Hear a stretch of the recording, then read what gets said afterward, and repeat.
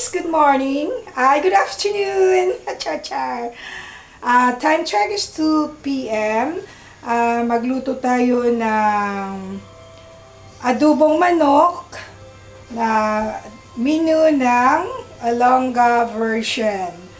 Nagluto ako ng mas maaga, guys, kasi pupunta ako ng church. May gawain kami sa church, mag-novena, and after novena ay may misa.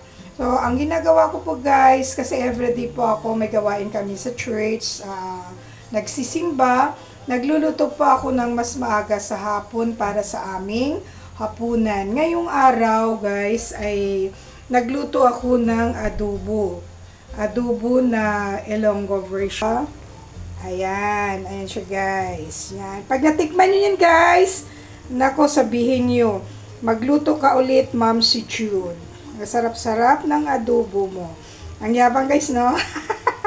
Pero ganun talaga. Pag natikman nyo, I guarantee na ng aking adobo.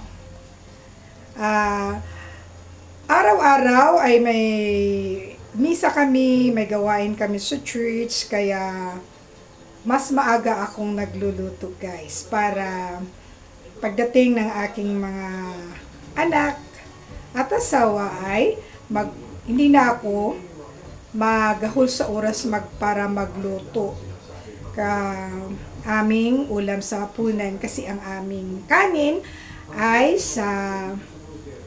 nagsasaing lang naman kami sa rice cooker, kaya hindi siya mahirap. Ang ulam ay matagal, kaya niluluto ko siya ng maaga bago ako pupunta sa aming church. Alam niyo, guys, happy to serve God every day. I enjoy at masayang-masaya ako. Thank you, guys, for watching.